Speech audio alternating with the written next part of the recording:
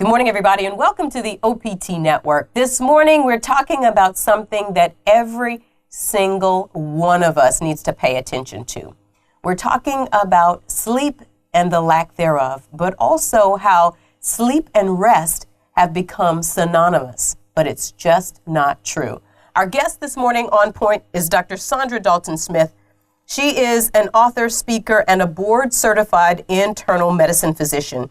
She's also a national and international media resource on the mind-body-spirit connection. And she has written probably one of the most important books of 2018. It's called Sacred Rest, Recover Your Life, Renew Your Energy, Restore Your Sanity. All the way from the great state of Alabama, we welcome Dr. Saundra Dalton-Smith. Dr. Smith, good morning and welcome. Good morning. It's a great pleasure to have you, and it's one of those conversations that is really going to touch us all right where we sit. Statistics say that about 8 million of us are not getting enough sleep. Let's talk about why. We just can't turn our brain off. We're so busy trying to get so much accomplished that what ends up happening is we focus more on the work and we start omitting thinking about rest and the effect it has on our productivity, our happiness, and even our ability to be creative. Absolutely.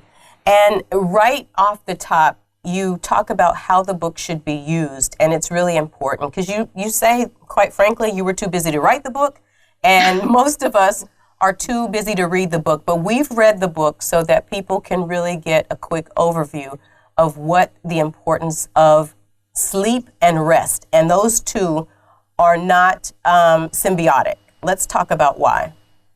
They are not, and that's why when we're talking about sleep deprivation, really we need to start looking at how does that relate to rest deprivation, because sleep and rest are completely different. But when I ask someone, well, are you resting well? The first thing that comes to mind is how they're sleeping, how many hours they're getting at night. But the reality is you cannot have high quality sleep if you're not able to rest your body. Sleep is kind of a byproduct of rest. When you get to the point where you're resting and your mind turns off and your body gets to a relaxed state, then you're able to get into a deeper level of sleep. Between the 5 stages, most of us spend most of our time in stage 1 and 2 non-REM sleep, which is not where the restoration of the body occurs, which is not where we start getting the creative ideas and we start getting those new memories built. And if we don't get there, then you wake up the next morning and you still feel tired.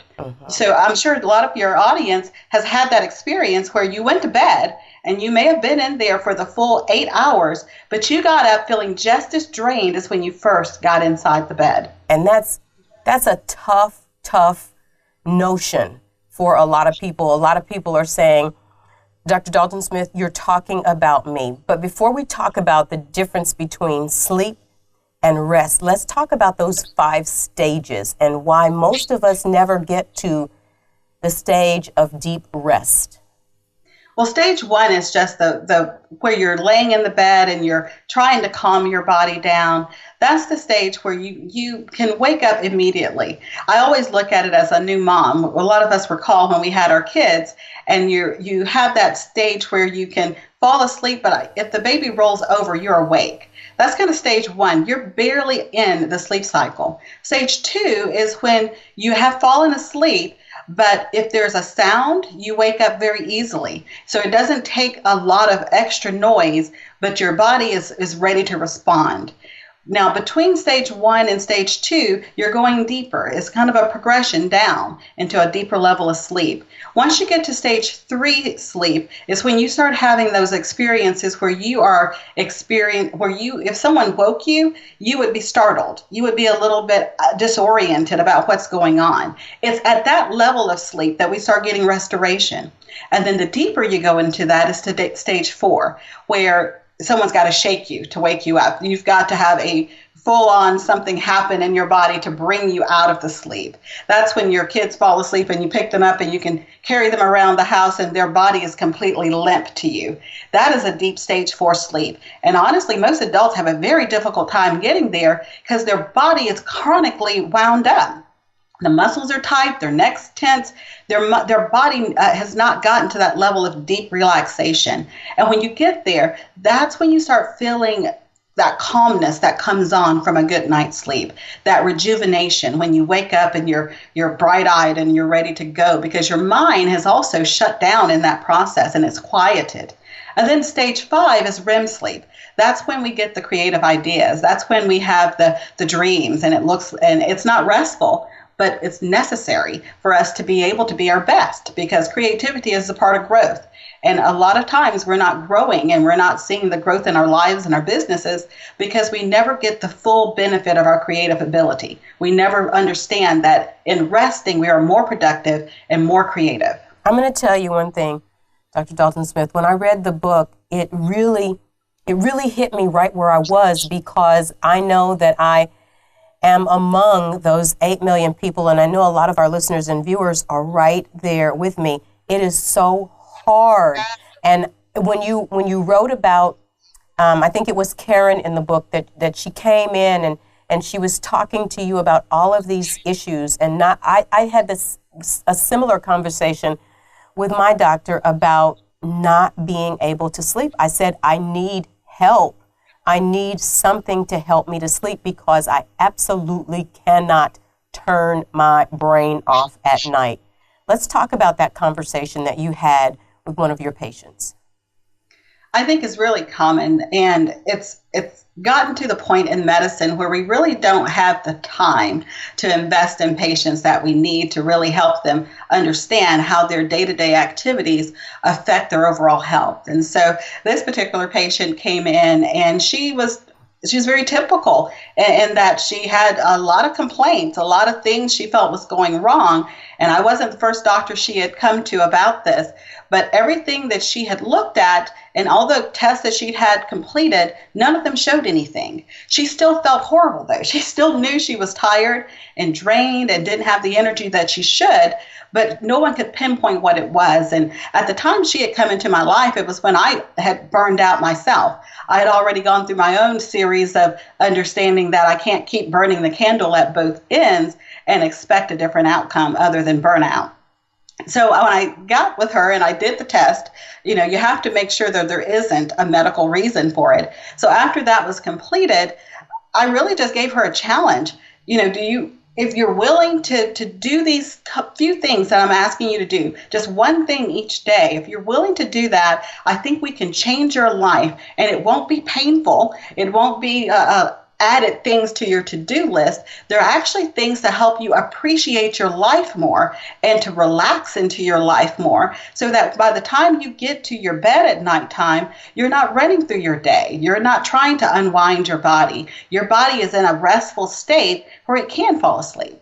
And I think one of the things that's really important to the patient that you were talking about is not only did she have these emotional issues, but she was manifesting, her body was manifesting discomfort and pain. And she thought, maybe there's something going on. Now, I didn't have that exact same conversation, but I had a conversation with my doctor where I said, I need something prescribed. And don't you find that so many people look for a prescription for that thing called sleep, i.e. rest, sort of? The sleep industry right now, that's how most of us supplement our sleep, is we are willing to have sleep at any cost, and that means a medicated sleep if necessary, whether it be a prescription or a glass of wine, but some type of medicated sleep to try to help us unwind. And the problem with that is that it doesn't cure what we need. It's not curing that deep hunger within us to be able to allow our bodies to get to a place of restoration. So you're getting sleep, but you're not getting restoration. You're not getting the parts of your body that need to be replenished in the sleep. They're not getting touched. So that's why oftentimes when someone does take a sleep pill, yeah, they'll sleep and they may feel a little bit better because they have met that requirement, but they still won't have the life satisfaction. They still won't have that feeling of just being energized to start their day. That's a lot of times where you'll see people hop up and they'll say, I can't get started without my cup of coffee. And I love coffee, but coffee shouldn't be a crutch to jumpstart your day. When you wake up, you should already be energized and ready to move. And the only way to get that is if you've been poured back into. And that's what rest does. Rest is how we pour back in to the places of our lives that have been deplenished. That is so good. We're going to take a break here, but when we come back, we'll talk more about sacred rest, what it is really, and how do we achieve it. Stay on point. We're back right after this.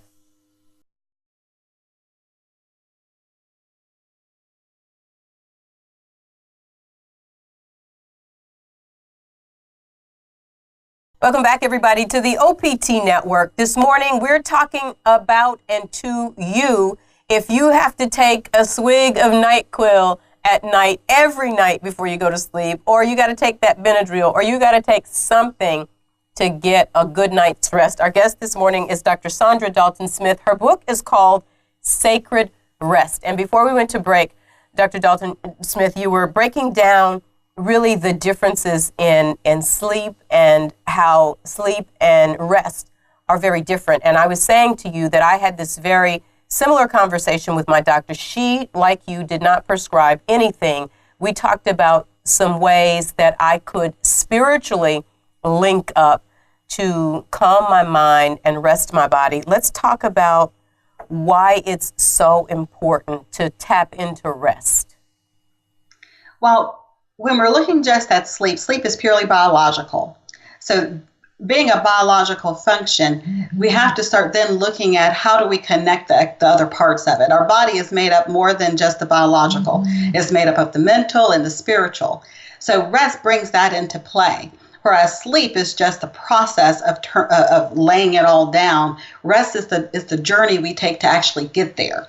And so when someone comes in and they say they can't sleep, if I just give them a pill, I'm not really fully solving their problem. I'm only fixing the biological. So when they wake up, they're still going to feel drained. They're still not going to have energy. They're still not going to be where they should be if that sleep is taken, if they're taken into sleep through the process of rest. And through your own life, Dr. Dalton Smith, you really came to the understanding that you too were sleep deprived. Is that how you got to this place of, I don't want to just keep prescribing, or I don't want to start prescribing.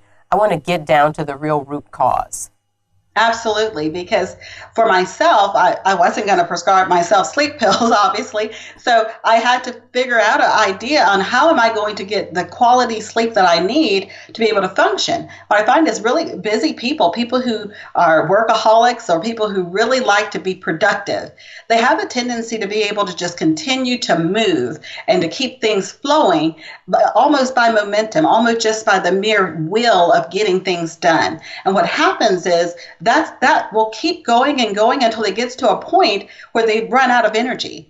And when they run out of energy, then what's going to happen? That's when we start bringing all of our vices in, the coffee and the sugars and whatever it is to try to build more energy, when really what we're needing is to have time for us to be poured into, to have time for things to be restored and regenerated and renewed in our life. And that's what I see rest as. Rest that begins with the prefix RE because it's a returning to something. It's a setback, a setup, I should say, to help you get back in alignment with how things are supposed to be, how to put back in what's being lost. Sure. And then in the book, you have an acronym for REST. Let's talk about that.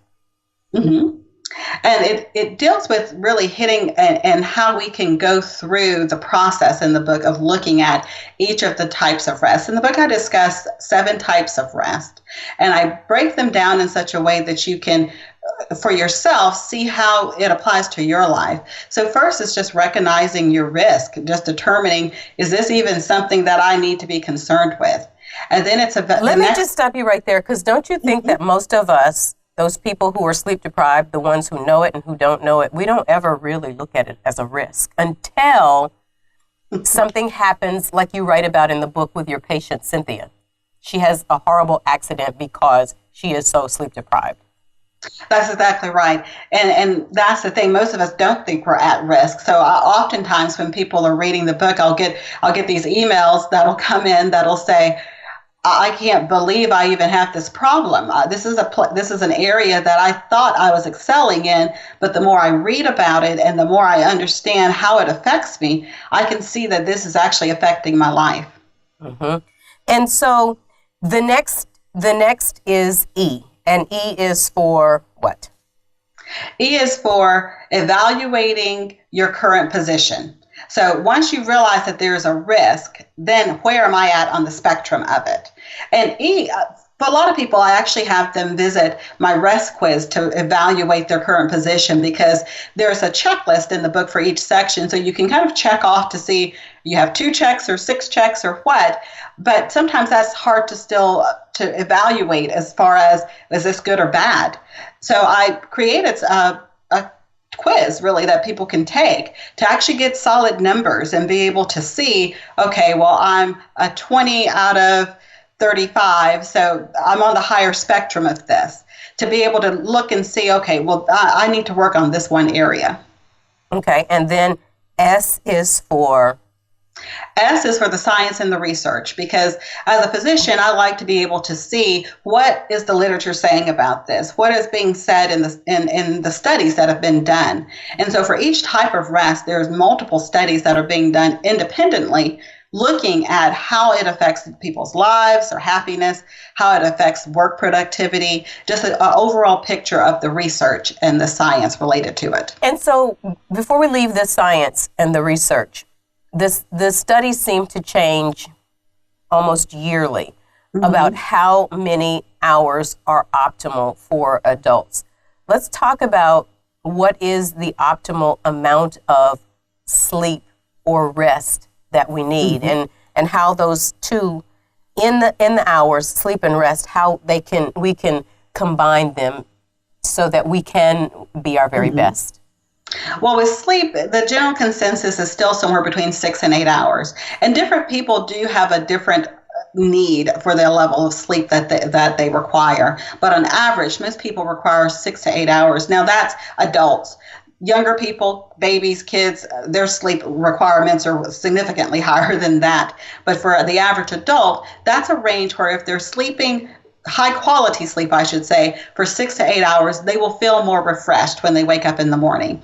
Now with rest, I look at it as what I call a work-rest ratio. And the work-rest ratio is roughly an 80-20, 85-15 ratio. And again, it's individualized, depending on a person's just own ability to kind of keep pressing through. Some people have a little bit of a higher resilience level and can tolerate a little bit more of an imbalance with the rest-work ratio. But when I'm talking about that, I'm looking at it in a sense of, if we're sitting at a desk for 8 hours, does that mean 15% of that time you're not doing anything? No, what it means is 15% of that time you're actually doing things that are restorative to you. So they're not necessarily specific to the work that you're doing, but they're allowing your body and your mind and your emotions and your spirit, your senses, all of those to function better. So that could be as simple as pushing away from the desk for a few minutes to close your eyes so that you're not staring at a computer screen nonstop. It could be practicing body fluidity, where you refuse to allow your body to stay in the same position for long periods of time, and you're rolling your neck, you're stretching your arms. This ways of keeping the circulation flowing throughout your body so that you're not getting swelling at the end of the day. It could be something as simple as just picking up the phone or sending a text to someone to reconnect, to send a text to your husband to say, love you. Because there's something that happens in us when we make those types of connections. So there's small things that we do, but they're things that oftentimes we'll put on the back burner because we don't see them as important. We don't see the value in them. Before we go to T, Dr. Smith, I want to ask you about those people that are saying, you're talking to me. But there are also those people that would say, I'm getting the adequate amount of sleep at night, or I'm going to sleep and I'm sleeping 6, 7, maybe even 8 hours at night. But every morning I wake up and I am tired. And you write about this in the book. And then what people will say is, I'm just not a morning person. Hold that thought. We'll answer that question, plus tell you how to find that REM sleep right after this.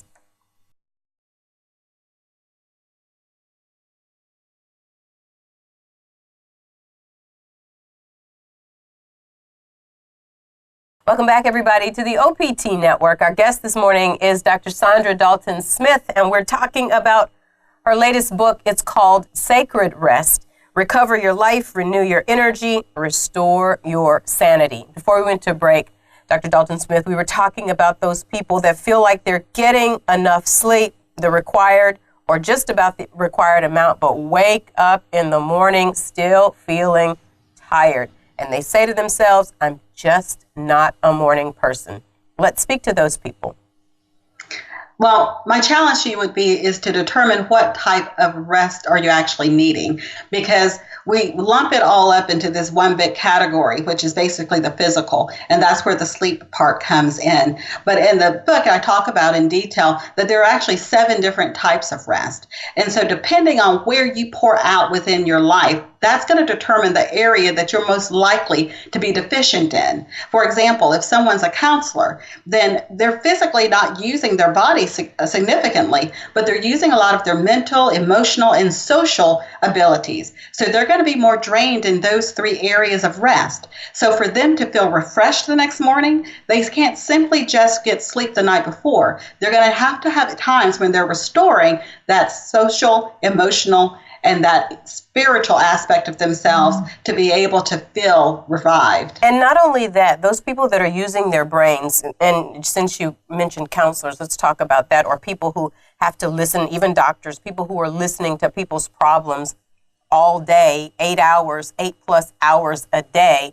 How do you dump that to really bring yourself back to the center and rest at night? I was talking to my physician, as I told you earlier, and she was saying to me, I have the same issues. At night, I go back over what the patients and I talked about. I go back over, the solutions that we talked about, what I prescribed, how they're doing, how they're going to do, on and on and on. And we had this whole conversation that we were both going through the same thing of not being able to turn it off at night.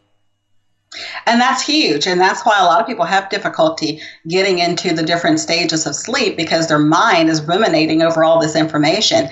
And so some of the and that's what T is. And the rest is today's application, is actual things you can do for each type of rest on that day. So for mental rest, one of the things is first of all, allowing yourself the opportunities to do what I call mind dumping.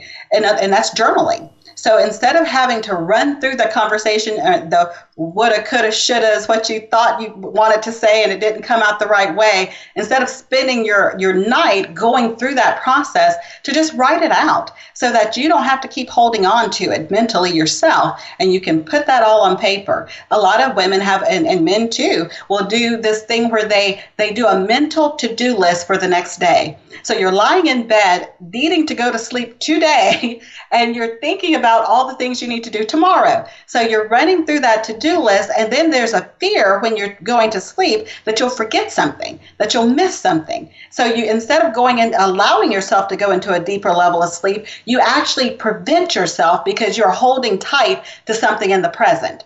And so having just a piece of paper to jot that to-do list down, get it out of your mind. That's how we kind of let go of it. And then the next part of it, let's say with the spiritual rest part of it, some people do very well to do positive affirmation or scripture memorization. So if you're going to memorize something, let it be something that's soothing to you, something that brings some level of comfort or some level of positive influence in your life. And then with the social, a lot of times we get so caught up in our electronics that we lose the actual scientific benefit of face-to-face, eye-to-eye contact with people. There's something spiritual in a way that happens when we look at people and we talk face-to-face. And so whether that's your children, your husband, your coworkers, I think it's important that we start getting off of our devices. And when people are close to us in proximity, that we take those opportunities to actually get that social and emotional rest from just being with people we love. Mm-hmm. There's something that you wrote almost in the beginning of the book that really just grabbed my attention. And it was this idea, and I really feel the same way, and I guess that's why it grabbed me, that if you're not doing something, you're wasting time. And I absolutely despise wasting time. But you wrote, time is, and you wrote, time is infinite and it is finite. Let's talk about that. I thought that was so intriguing. Well, that's the thing. That's how I have spent most of my life. Everything was about driving to the next point. So getting the degrees, getting things done, producing. I became gifted at producing, and what I found was I wasn't taking any time to enjoy anything I was producing. I look at it as you have bees and you have mosquitoes, and people live their life in those type of situations. They're either the busy bee where they're producing a lot of sweetness, but they're not taking the time to enjoy it for themselves. They're just producing things for others to enjoy and they're not getting any benefit from it. Or they're the mosquito who is busy, busy, busy, but their busyness is more agitating than it actually is beneficial. And you don't want to really be in any of those camps. You want to be someone who's producing and you're enjoying some of what you're putting out into the world. It becomes very distressful for people when you become great at producing and you lose your ability to enjoy what you actually make. And I think if we're honest, most of us are like that. We're so busy producing, but never really stopping to enjoy the production. And, before you know it, you're on the end of burnout and you don't even know how you got there because you were so busy loving what you were doing that you forgot to enjoy it. That's exactly right. And that's the thing about time. We can't get it back. And for those of us who want to produce, you see time as this thing where I can get more done if I just keep pushing. But it's not just about getting things done. It's about getting things done with satisfaction. And so if you've produced a lot of things and you look at it and you can never take the time to enjoy it or to be satisfied with what you've accomplished, then you end up in this vicious cycle where you're having to make more, and more is never enough. And that's where a lot of us have gotten. Mm-hmm. We've gotten where more is never enough. And so we get distressed in that. And that's when depression and all these other things start coming into place. And to me, the most beneficial, happy, successful people, true success, is when we get to that point where not only are we producing much, but we are loving what we produce. That's good.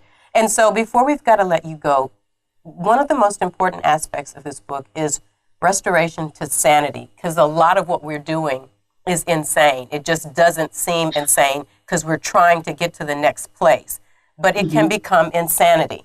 How do you restore sanity?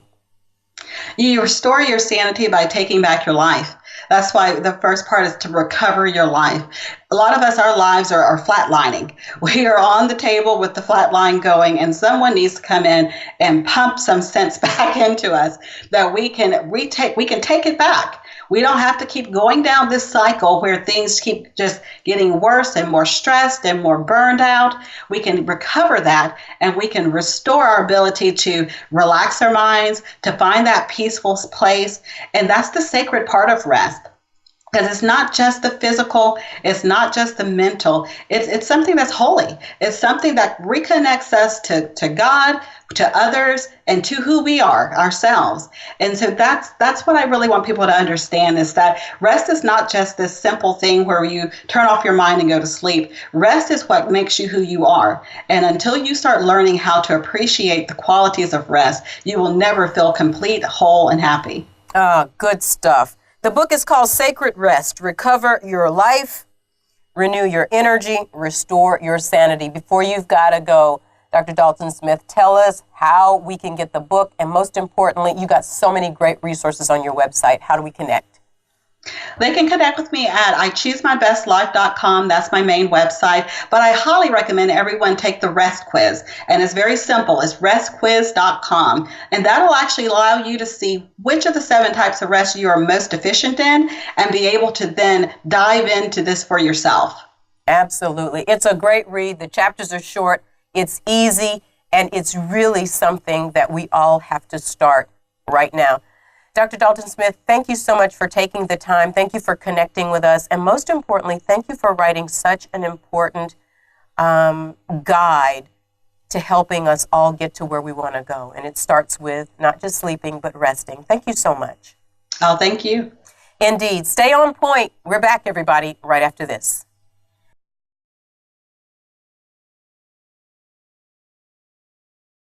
Good morning, everybody, and welcome. I'm Carlette Christmas. And I'm Glenda Stock, and this is our final point today on Point. Glenda, this morning we're talking about a subject with Dr. Saundra Dalton Smith that every single person can identify with, and the book is entitled Sacred Rest. How many of us are not just sleeping, but being able to rest, really rest at night, turn our minds off and rest? It's a staggering number, 8 million.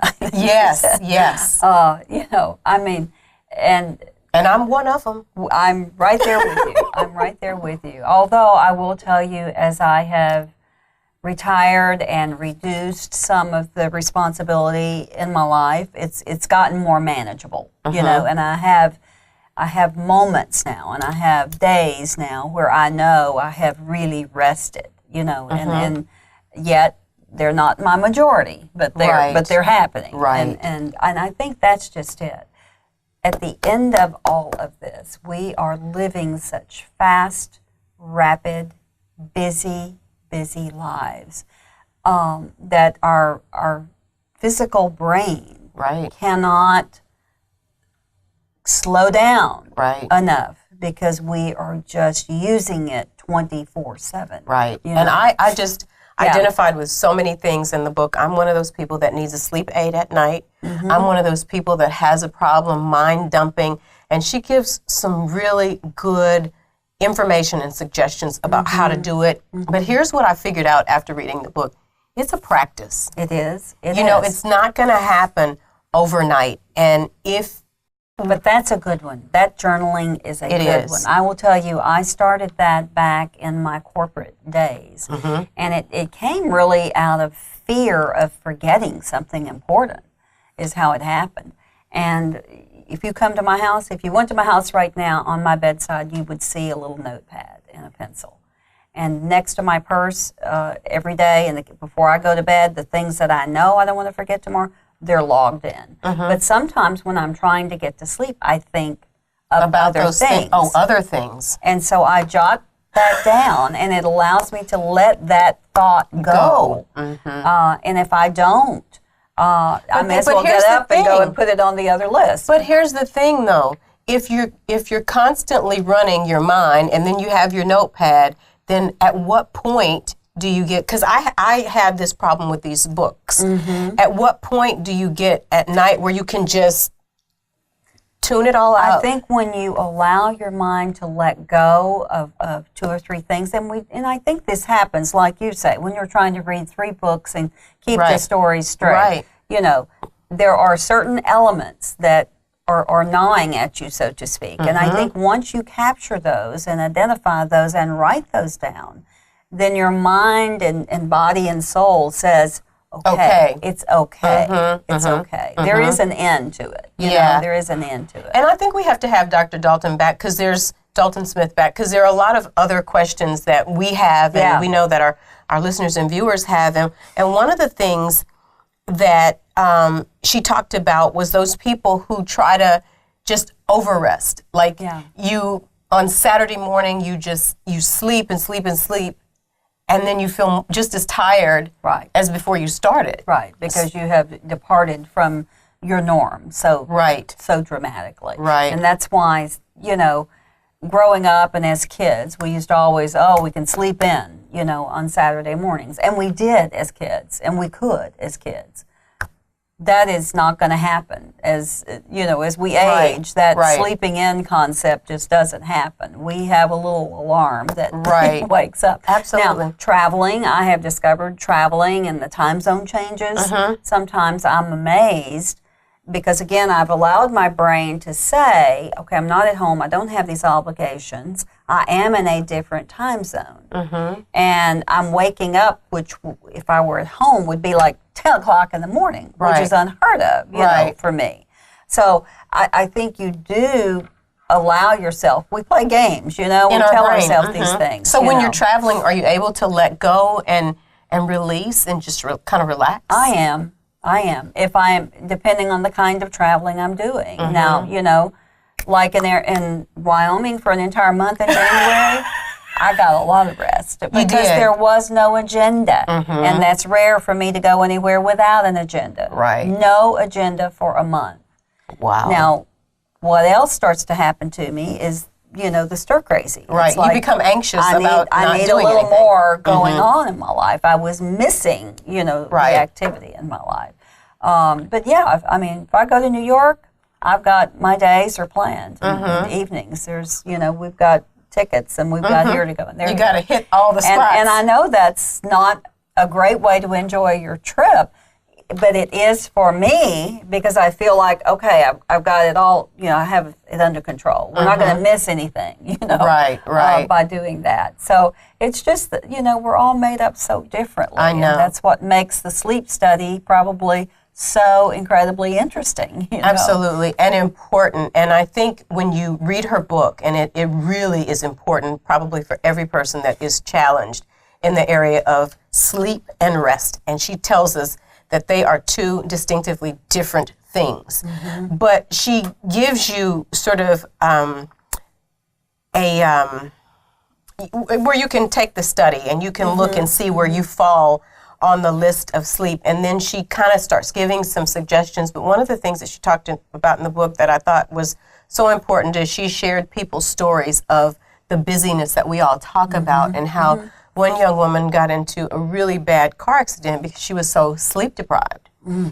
And it was a wake-up call. I say God sends us signs and then he sends us billboards. Well, for her, this was her billboard, and she really had to take time to reassess and reset and realize that all of the things that she was rushing to, she was depleted. Yeah. She was just empty inside, even though she had all of these exterior things going on. And what we don't realize is how dangerous the lack of sleep is. Can become. And we've seen and heard horror stories about that.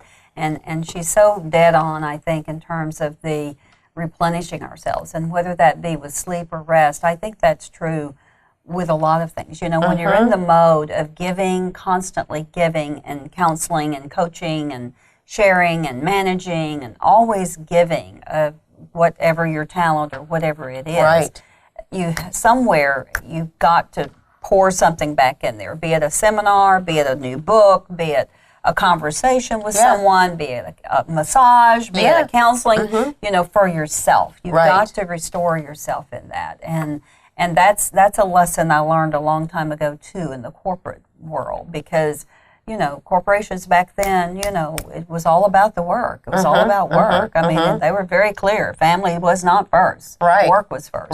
And we just would give until you were totally spent. And only to realize that, yes, it's okay and it is necessary to start putting something back in. And don't you think women are really guilty of that more than anything? Because we're always trying to prove ourselves. We're always trying to stay, at the head of the race in many cases. Be superwoman. Yeah, and we're not being poured back into. We're not allowing ourselves to be poured back into. And she really talked about rest is the way that we pour back into ourselves, not just sleep, but being able to be at rest. And then there's a whole nother spiritual side to it. I'm going to tell you, this is one of the great books, I think, of 2018. And I think that anybody who is challenged should really pick up Sacred Rest because it's worth the read. It's a great message for many, many, many of our listeners and viewers today. And you don't have to take it in all, the whole book, one page at a time. It will help you. But we're out of time for now. I'm Carlette Christmas. And I'm Glenda Stock, and this has been our final point today on Point. Stay with us, everybody. We're back to wrap up right after this.